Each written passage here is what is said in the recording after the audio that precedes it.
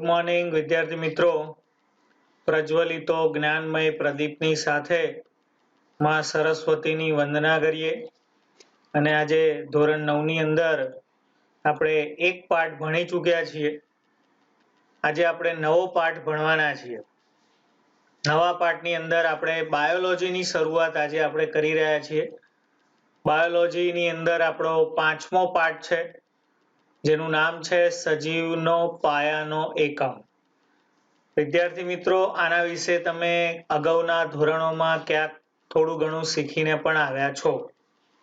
તો અહીંયા આપણે હવે બાયોલોજીમાં સજીવની વાત કરવાની છે અને એ સજીવના પાયાનો એકમ તે શું છે.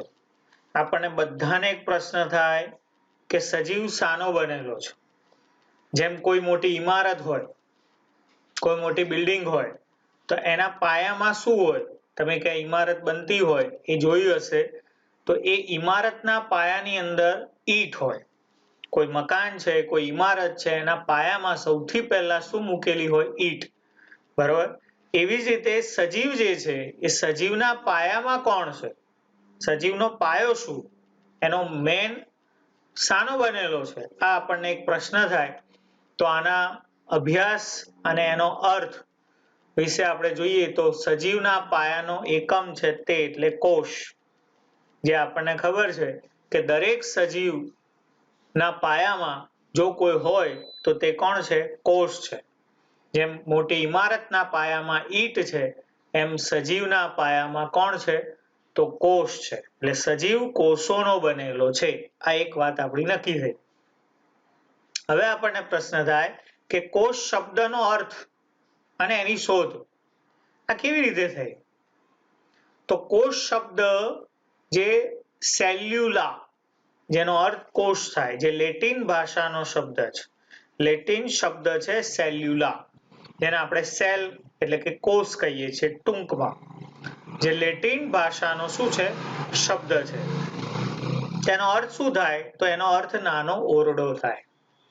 આ જે લેટિન ભાષાનો શબ્દ છે સેલ, જેને આપણે કોષ કહીએ છીએ, એનો અર્થ નાનો ઓરડો થાય. તો આપણને થાય આના વિશેની માહિતી. કોષ શબ્દ, કોષની શોધ સૌથી પહેલા કોણે કરી? તો રોબર્ટ હુક નામના વૈજ્ઞાનિકે 1665માં, જે અંગ્રેજ વૈજ્ઞાનિક છે. શું નામ છે એનું? Robert Hooke. નામ યાદ રાખજો વિદ્યાર્થી મિત્રો. કયા વૈજ્ઞાનિકે શાની શોધ કરી તે આપણને યાદ રહેવું જોઈએ. તો રોબર્ટ હુક નામના વૈજ્ઞાનિકે સૌથી પહેલા એક પ્રાથમિક સૂક્ષ્મદર્શક યંત્ર બનાવ્યું. તેણે એક યંત્ર બનાવ્યું. પ્રાથમિક એટલે સામાન્ય. સૂક્ષ્મદર્શક યંત્ર બનાવ્યું, માઇક્રોસ્કોપ બનાવ્યું. અને એણે બૂચના છેદનું નિરીક્ષણ કર્યું. આપણે બૂચ શું છે? બૂચ શબ્દ તમે સાંભળેલો છે. બૂચ એટલે આપણે કોઈ પણ બોટલ હોય એના ઉપર બૂચ લગાવીએ છીએ. અત્યારના સમયમાં આપણને પ્લાસ્ટિકના રબરના બૂચ દેખાય છે, પણ પહેલાના સમયમાં જ્યારે રબર કે પ્લાસ્ટિક નહોતું ત્યારે એક લાકડું છે, બરાબર, ઓક નામની વનસ્પતિ છે. અને ઓક નામની જે વનસ્પતિ છે તેનું લાકડું એકદમ પોચું આવે. તેને જેવો આકાર આપવો હોય તેવો આકાર આપી શકાય. અને એ લાકડાના ટુકડાને બૂચ તરીકે એટલે કોઈ પણ ઢાંકણ તરીકે તેનો ઉપયોગ થતો, એટલે આપણે એને બૂચ કહીએ છીએ. એ વનસ્પતિ જે છે ઓક નામનો ટુકડો, જેને પણ આપણે બૂચ કહીએ છીએ. તો આ બૂચના છેદનું નિરીક્ષણ તેણે કર્યું. શેમાં જોયું? સૂક્ષ્મદર્શક યંત્રમાં. એણે સૌથી પહેલા પ્રાથમિક સૂક્ષ્મદર્શક યંત્ર બનાવ્યું. બૂચના એટલે કે નાના ટુકડાનો છેદ કર્યો અને એ ટુકડાને તેણે નિરીક્ષણ કર્યું એટલે કે જોયું. જોતા તેમને શું દેખાયું? તો મધપૂડાના ખાના જેવી રચના તેમને જોવા મળી. તમે વિદ્યાર્થી મિત્રો આ મધપૂડાની આકૃતિ અથવા મધપૂડો જોયો હશે. આ મધપૂડાના ખાના જેવી રચના તેમને જોવા મળી અને તેને આપણે કોષ તરીકે ઓળખીએ છીએ. એણે પ્રત્યેક ખાનાને શું નામ આપ્યું? કોષ. એક ખાનાને કોષ. એવા અનેક ખાનાઓ વાળી રચના તેમને જોવા મળે. તો આપણને થાય કે આ નાનો કોષ જીવ વિજ્ઞાનમાં અથવા તો નાની શોધ જીવ વિજ્ઞાનમાં કેટલી અગત્યની છે? તો જીવ વિજ્ઞાનના ઇતિહાસમાં આ શોધ ખૂબ જ અગત્યની છે, ખૂબ જ મહત્વની છે. આજ સુધી અત્યાર સુધી પણ આપણે જીવ વિજ્ઞાનમાં તે શબ્દને બદલ્યો નથી. આજ સુધી આપણે કોષ શબ્દનો જ ઉપયોગ કરીએ છીએ કે દરેક સજીવના પાયામાં કોણ છે? તો કોષ. એવું નથી કે રોબર્ટ હુકે કોષ શબ્દ આપ્યો પછી થોડાક વર્ષો પછી બીજા કોઈ વૈજ્ઞાનિકે નામ બદલ્યું. તો હજુ સુધી આપણે જીવ વિજ્ઞાનના આટલા વર્ષો જે અભ્યાસના થયા એમાં આપણે સજીવના પાયામાં કોણ છે? તો કોષ છે અને તે જ કોષ શબ્દનો આપણે ઉપયોગ કરીએ છીએ. તો વિદ્યાર્થી મિત્રો, કોષ શબ્દનો અર્થ આપણે જોયો, જેનો મતલબ થાય સેલ્યુલા, સેલ, કોષ, જેનો અર્થ થાય નાનો ઓરડો. તેની શોધ તો રોબર્ટ હુક નામના વૈજ્ઞાનિકે કરી અને તેને જે પૂંછ નામના ટુકડાને જોયો, મધપુડાના ખાના જેવી એને રચના દેખાઈ, જેને કોષ શબ્દ નામ આપ્યો. તો આપણને પ્રશ્ન થાય કે સજીવો શાના બનેલા છે? દરેક સજીવ શેનો બનેલો છે? તેના માટે તમને એક પ્રવૃત્તિ આપી છે, પ્રવૃત્તિ નંબર 5.1, જે તમે અગાઉ પણ ક્યાંક ભણી ગયા હશો. જેના માટે તમે ડુંગળીના છાલના કોષનું હંગામી આસ્થાપન તૈયાર કરો. આવો પ્રયોગ પરીક્ષાની અંદર પૂછાય. એનો હેતુ પણ એ જ છે કે ડુંગળીના છાલના કોષનું આપણે હંગામી એટલે ટેમ્પરરી આસ્થાપન તૈયાર કરવાનું છે. સાધનો લીધા છે આપણે ચીપીઓ, watch glass, slide, cover slip, પીછું, સંયુક્ત સૂક્ષ્મદર્શક યંત્ર, અભિરંજક તરીકે આપણે આયોડીન. ધ્યાન રાખજો વિદ્યાર્થી મિત્રો, અભિરંજક તરીકે તમે આયોડીન, મિથાઇલ બ્લુ, આ બધા ઘણા બધા પદાર્થોને લઈ શકો છો. પદાર્થ તરીકે આપણે લઈએ છીએ ડુંગળીનું કદ. બરાબર. હવે આસ્થાપન તૈયાર કરવાની રીત એટલે શું? આસ્થાપન તૈયાર કરવું એટલે શું કરવાનું? તો સૌથી પહેલા તમારે ડુંગળીના કંદનો નાનો ટુકડો ચીપિયાની મદદથી સૌથી અંદરની સપાટીમાં જે નાનો ટુકડો હોય એને ચીપિયાની મદદથી અલગ કરો. એ જે પાતળું પડ છે તેને પાણી ભરેલા વોચ ગ્લાસમાં મૂકો. શું કર્યું? પહેલા ડુંગળીનો કંદનો નાનામાં નાનો ટુકડો ચીપિયાની મદદથી આપણે અંદરની સપાટીમાં રહેલું પાતળું પડ અલગ કરીએ છીએ. પાણી ભરેલા વોચ ગ્લાસમાં તેને મૂકીએ છીએ. એક કાચની આપણે સ્લાઇડ લઈએ છીએ. કાચની સ્લાઇડમાં પાણીનું ટીપું મૂકીએ છીએ એટલે સ્લાઇડને આપણે સાફ કરીએ છીએ. પછી તમારે જે ડુંગળીનો પાતળો ટુકડો છે જે તમે વોચ ગ્લાસમાં મૂક્યો છે એ ટુકડાને લઈ પીછી વડે તેને સીધું કરો. કારણ કે આ નાનો ટુકડો છે એ વળી ના જાય માટે આપણે પીછીનો ઉપયોગ કરીએ છીએ અને પીછી વડે તેને સીધું કરો. ત્યારબાદ તમારે તેના પર આયોડીન વડે તેને અભિરંજિત કરવાનું છે, એટલે આયોડીનનું ટીપું તેના ઉપર મૂકવાનું છે. આવું કેમ?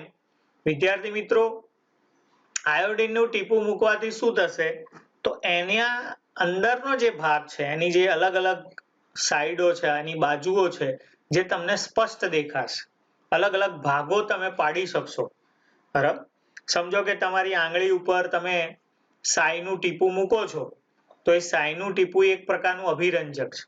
તો તમારી જે અલગ અલગ રેખાઓ છે જે તમને સ્પષ્ટ દેખાય છે, આમ તમને દેખાતી નથી. તો આપણે અહીંયા જે ડુંગળીનો ટુકડો છે એના અંદરના ભાગોને સ્પષ્ટ જોવા માટે આયોડીન વડે તેને અભિરંજક કરવું પડે અને એટલા માટે આયોડીનનું ટીપું આપણે તેના ઉપર મૂકીએ છીએ. સોયની મદદથી આપણે કવર સ્લિપ ઢાંકવાની છે. કેમ? કારણ કે અંદર સહેજ પણ હવા રહેવી જોઈએ નહીં, હવાના પરપોટા તેમાં રહેવા જોઈએ નહીં. ત્યારબાદ તમારું આસ્થાપન તૈયાર થઈ ગયું. હવે તમારે માઇક્રોસ્કોપ લેવાનું છે. કયું માઇક્રોસ્કોપ લેવાનું છે? સંયુક્ત સૂક્ષ્મદર્શક યંત્ર. અને એની મદદથી તમારે સૌથી પહેલા ઓછી ક્ષમતાવાળો લેન્સ એટલે કે 10x, પછી વધુ ક્ષમતાવાળો લેન્સ એટલે કે 45x વડે તમારે વસ્તુ કાચની મદદથી તેનું શું કરો? અવલોકન કરો. ઓકે વિદ્યાર્થી મિત્રો, આ રીતે જ્યારે તમે અવલોકન કરશો તો તે યંત્રની મદદથી સંયુક્ત સૂક્ષ્મદર્શક યંત્રની મદદથી તેમાં નાના મોટા ખાના તમને જોવા મળશે. આ નાના મોટા ખાના એટલે કોણ છે? કોષ. આ તમે કોષનું અવલોકન કરી રહ્યા છો. તમને જે કોષ દેખાય છે તે તમારે એક કાગળ પર દોરવાનો છે, જેની આકૃતિ આપણે અહીંયા બતાવી છે. વિદ્યાર્થી મિત્રો, તમને જે કોષ દેખાય છે તેનું અવલોકન કરો, તે કાગળ ઉપર તમે દોરો, તમને આવી આકૃતિ દેખાશે, જે આકૃતિ તમારે દોરવાની છે. તો તમને જે આ નાના મોટા ખાના દેખાયા, જે કોષ રચના છે, એ કોષ રચનાનું અવલોકન કરો, જે તમે અલગ અલગ ભાગોને અવલોકી શકો છો, જોઈ શકો છો. બધી સંરચના, દરેક કોષની સંરચના સમાન જોવા મળશે. બરાબર. આ રીતે તમને જે મળેલું ડુંગળીનું જે પડ છે, જે સિલ્કી આવરણ છે. બરાબર. સમજો કે કોઈ નાના મોટા કદની ડુંગળી લો તમે, કોઈ ડુંગળી નાની છે, કોઈ ડુંગળી મોટી છે, અને પછી તેની સંરચના જુઓ અલગ અલગ. એક ડુંગળી નાની છે તેની સંરચના જુઓ, બીજી ડુંગળી મોટી છે એના કોષની સંરચના જુઓ, તો શું થશે? નાની ડુંગળીના કોષ નાના હશે અને મોટી ડુંગળીના કોષ મોટા હશે? ના. કોઈ પણ ડુંગળીના પાયામાં કોષ છે અને દરેક ડુંગળી કદમાં ભલે અલગ અલગ હોય, આકારમાં ભલે અલગ અલગ હોય, ડુંગળીનો આકાર અલગ અલગ હોય, ડુંગળીનો કદ અલગ અલગ હોય, પણ ડુંગળીના કોષ એક સમાન સંરચના ધરાવે છે. કારણ કે ડુંગળીના પાયામાં રહેલો કોષ એના આકાર કે એના કદ સાથે કોઈ સંબંધ ધરાવતો નથી. તો અહીંયા આપણે એની સંરચના બતાવી છે. આ ડુંગળીના અલગ અલગ ખાના છે. આ એક કોષ થયો વિદ્યાર્થી મિત્રો, જેની અંદર આપણે વચ્ચે જે આ બધા બતાવ્યા છે એ કોણ છે? તો કોષ કેન્દ્ર છે.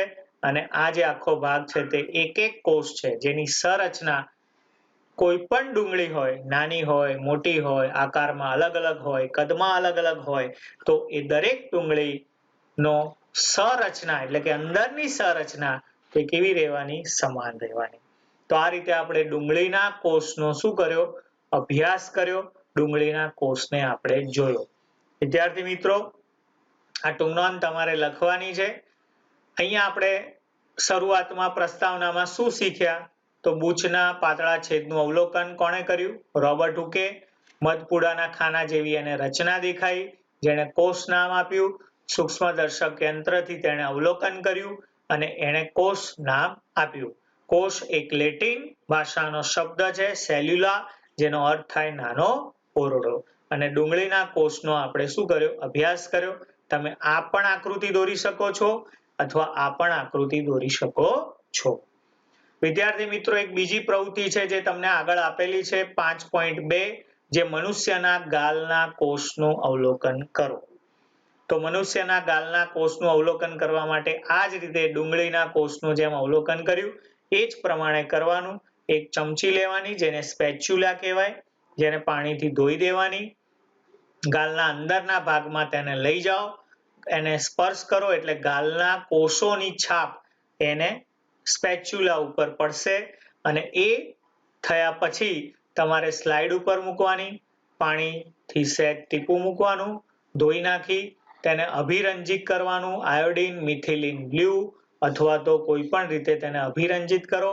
કવર સ્લિપ ઢાંકો અને તેને ઇલેક્ટ્રોન માઇક્રોસ્કોપ સંયુક્ત સૂક્ષ્મદર્શક યંત્રમાં જુઓ, તમને ગાલના શું દેખાશે? કોષ. તો વિદ્યાર્થી મિત્રો, અહીંયા ડુંગળીના કોષનો અભ્યાસ કર્યો એટલે વનસ્પતિ કોષનો આપણે અભ્યાસ કર્યો, અને મનુષ્યના ગાલના કોષનો અભ્યાસ કર્યો એનો મતલબ તમે પ્રાણી કોષનો શું કર્યો? અભ્યાસ કર્યો. તો આ રીતે તમને પ્રાણી કોષની આકૃતિ આ પ્રમાણે દોરવાની છે, વનસ્પતિ કોષની આકૃતિ આ પ્રમાણે દોરવાની છે. ઓકે, તો આ થઈ વનસ્પતિ કોષનો અભ્યાસ, આ થયો પ્રાણી કોષનો અભ્યાસ. વિદ્યાર્થી મિત્રો, કોષના પાયામાં ડીએનએ છે, જેની વાત આપણે અગાઉ ભણશું, પણ ડીએનએ શબ્દ તમારે યાદ રાખવાનો છે. ડીઓક્સી રિબોઝ ન્યુક્લિક એસિડ, જે એનું પૂરું નામ છે. વિદ્યાર્થી મિત્રો આપણે અગાઉ જોઈ ગયા કે કોષ શબ્દ આપ્યો કોણે, કોષ નામ આપ્યું કોણે, તો રોબર્ટ હુકે. ત્યાર પછી તો વૈજ્ઞાનિકોએ કોષ ઉપર અભ્યાસ શરૂ કર્યા અને જીવ વિજ્ઞાનમાં વૈજ્ઞાનિકોનો ઘણો મોટો શું છે, ફાળો છે. અહીંયા તમને DNA ની આકૃતિ મેં દોરી છે, જે અહીંયા આપણે નામ કીધું તે. બરાબર. તો સૌથી પહેલા છે રોબર્ટ હુક. રોબર્ટ હુકે શું કર્યું, તો સૂક્ષ્મદર્શક યંત્ર બનાવ્યું. ઓકની છાલના નિર્જીવ કોષો જોયા, જેને મધપૂડાના ખાના જેવી રચના દેખાઈ, અને દરેક ખાનાને શું નામ આપ્યું, કોષ. તો કોષ શબ્દ, કોષ નામ સૌથી પહેલા કોણે આપ્યું, તો રોબર્ટ હુકે. બીજો વૈજ્ઞાનિક છે લ્યુવન હોકે, જેને સૂક્ષ્મદર્શક યંત્ર બનાવી બેક્ટેરિયાના અભ્યાસ કર્યા. અને એ બેક્ટેરિયાનો અભ્યાસ કર્યો તો એણે બેક્ટેરિયા જેવા બીજા ઘણા બધા સૂક્ષ્મ જીવોનો પણ અભ્યાસ કર્યો, અને એણે સૌપ્રથમ કોષ કેન્દ્રનું નિરીક્ષણ કર્યું. સૌથી પહેલા કોષ શબ્દ આપ્યો કોણે, રોબર્ટ હુકે. કોષ કેન્દ્રનું નિરીક્ષણ કર્યું કોણે, તો લ્યુવન હોકે. આ નામ અને કોણે શું શોધ્યું યાદ રાખજો, રોબર્ટ બ્રાઉન. વનસ્પતિ કોષમાં રહેલા લાક્ષણિક ગોળાકાર કાયને અભ્યાસ કર્યો, અને વનસ્પતિ કોષમાં જે આ લાક્ષણિક ગોળાકાર ભાગ છે જેને કોષ કેન્દ્ર નામ આપ્યું. શું નામ આપ્યું, કોષ કેન્દ્ર. આ જે વનસ્પતિ કોષ છે એમાં લાક્ષણિક ગોળાકાર ભાગ છે, એ લાક્ષણિક ગોળાકાર ભાગને કોષ કેન્દ્ર નામ આપ્યું કોણે, રોબર્ટ બ્રાઉને. અહીંયા લ્યુવન હોકે બેક્ટેરિયાનો અભ્યાસ કર્યો છે. બરાબર. બેક્ટેરિયા જેવા સૂક્ષ્મ જીવોનો અભ્યાસ કર્યો અને એના કોષ કેન્દ્રનું નિરીક્ષણ કર્યું. જ્યારે રોબર્ટ બ્રાઉને વનસ્પતિ કોષમાં રહેલા લાક્ષણિક ગોળાકાર કાયને નામ આપ્યું કોષ કેન્દ્ર. પરકિન્જે શું કર્યું, તો કોષમાં રહેલા જીવંત પ્રવાહીને જીવરસ નામ આપ્યું. કોષમાં રહેલા જીવંત પ્રવાહીને, કોષમાં રહેલો કોષ રસ, જ્યાં તમને ટપકા દેખાય છે એ બધા કોષ રસનો ભાગ છે, અને કોષ રસ એટલે એનું જીવંત પ્રવાહી છે, અને જીવંત પ્રવાહીને શું નામ આપ્યું, જીવરસ, જેને આપણે પ્રોટોપ્લાઝ્મ પણ કહીએ છીએ. શું કહીએ છીએ એને આપણે, પ્રોટોપ્લાઝ્મ. સ્લેડન અને સ્વોન કોષવાદ રજૂ કર્યો. તેમણે શું રજૂ કર્યો, કોષવાદ. કોષવાદમાં બે મુદ્દા તેમણે આપ્યા. સ્લેડન અને સ્વોને બે મુદ્દા આપ્યા. પહેલો મુદ્દો આ છે કે વનસ્પતિ કે પ્રાણી, એટલે કે દરેક વનસ્પતિ કે દરેક પ્રાણીઓ કોષોના બનેલા છે, એટલે દરેક સજીવ કોષોનો બનેલો છે, આવું કહી શકાય. સ્લેડન અને સ્વોને કોષવાદ રજૂ કર્યો. કોષવાદના બે મુદ્દા છે. પહેલો મુદ્દો છે વનસ્પતિ દરેક પ્રાણીઓ, એનો મતલબ દરેક સજીવ કોષોનો બનેલો છે. બીજો મુદ્દો આપ્યો, સજીવના પાયાનો એકમ કોષ છે. બે મુદ્દા, દરેક સજીવ કોષોનો બનેલો છે અને સજીવના પાયાનો એકમ કોષ છે. આ કોણે આપ્યા, સ્લેડન અને સ્વોન. કોષવાદ આપ્યો.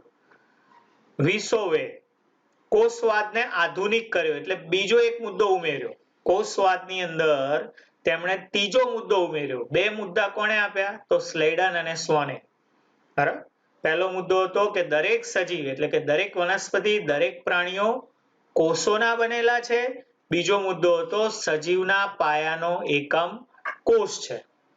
ત્રીજો મુદ્દો વિસોવે આપ્યો, આધુનિક કોષવાદ રજૂ કર્યો, જેમણે કીધું કે નવા કોષોનું સર્જન પૂર્વ અસ્તિત્વ ધરાવતા કોષોમાંથી જ થાય છે, જેના પરથી કોષ વિભાજનની વાત આવી.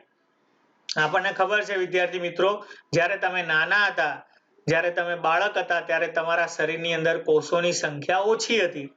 જેમ જેમ તમે મોટા થાવ છો, જેમ જેમ તમારા શરીરનું કદ વધે છે, એમ તમારામાં નવા કોષોનું શું થાય છે, સર્જન થાય છે. તો આજે નવા કોષોનું સર્જન થાય છે એ ક્યાંય બજારમાંથી મળે છે? ના, કોઈ બજારમાં કોષોની દુકાન નથી. ક્યાંય બજારમાં કોષોની દુકાન જોઈ કે ફલાણા ભાઈ કોષ ભંડાર, વ્યાજબી અને સસ્તા ભાવે કોષો મળશે, આઈને લઈ જાઓ? તો આવી કોઈ દુકાન કોષોની બજારમાં છે નહીં. કોષોનું સર્જન કેવી રીતે થાય? તો પૂર્વ અસ્તિત્વ ધરાવતા કોષોમાંથી જ નવા કોષોનું શું થાય છે? સર્જન થાય છે. ઓકે વિદ્યાર્થી મિત્રો, આ કોષવાદનો ત્રીજો મુદ્દો છે. કોષવાદનો પહેલો મુદ્દો આ હતો, બીજો મુદ્દો અહીંયા છે અને ત્રીજો મુદ્દો વિસોવે આપ્યો કે નવા કોષોનું સર્જન પૂર્વ અસ્તિત્વ ધરાવતા કોષોમાંથી જ થાય છે અને તેના પરથી કોષ વિભાજનની વાત છે જે આપણે અગાઉ જોઈશું. કેમિલો ગોલ્ગી નામના વૈજ્ઞાનિકે ગોલ્ગી કાયનું સૌપ્રથમ અવલોકન કર્યું, તેનું વર્ણન કર્યું. એટલે આપણે આ એક અંગિકા છે ગોલ્ગી કાય, જે અલગ અલગ પ્રકારની અંગિકાઓ આપણે જોવાની છે. એમાં ગોલ્ગી કાય એક પ્રકારની શું છે? અંગિકા છે, જે સૌપ્રથમ તેનું અવલોકન, તેનું વર્ણન કેમિલો ગોલ્ગી નામના વૈજ્ઞાનિકે કર્યું. વોટસન અને કિક, જેણે DNA નું અણુ બનાવ્યો, મોડલ તૈયાર કર્યું. DNA નું કૃતલાકાર મોડલ, આજે તમને આકૃતિ દેખાય છે DNA ની છે, આ DNA ની કૃતલાકાર મોડલ કહેવાય અને કૃતલાકાર અણુનું મોડલ તૈયાર કર્યું કોણે? વોટસન અને કિક. જુઓ વિદ્યાર્થી મિત્રો, સજીવના પાયામાં કોણ છે? તો કોષ, અને કોષના પાયામાં છે DNA.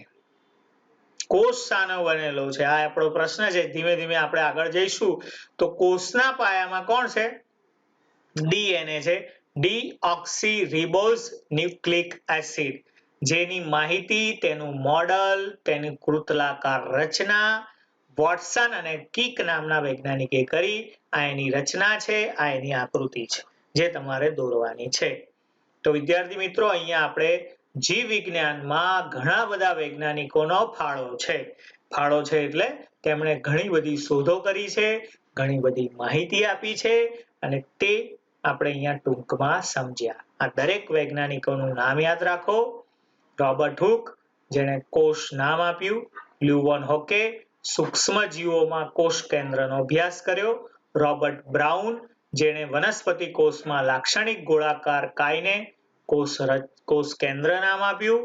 પરકિન્સે કોષમાં રહેલા જીવંત પ્રવાહી રસને જીવરસ નામ આપ્યું. સ્લેડન અને સ્વોન કોષવાદના 2 મુદ્દા રજૂ કર્યા. દરેક સજીવ કોષોનો બનેલો છે. સજીવના પાયાનો એકમ કોષ છે. વિસોવે આધુનિક કોષવાદને ત્રીજો મુદ્દો આપ્યો. કોઈ પણ નવા કોષોનું સર્જન પૂર્વ અસ્તિત્વ ધરાવતા કોષોમાંથી જ થાય છે. કેમિલો ગોલ્ગી કાયનું સૌપ્રથમ વર્ણન, અવલોકન કર્યું.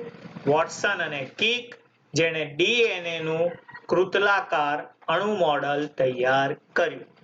ઓકે વિદ્યાર્થી મિત્રો, તો આ થઈ વૈજ્ઞાનિકોની વાત. આપણે અહીંયા પ્રસ્તાવના જોઈ.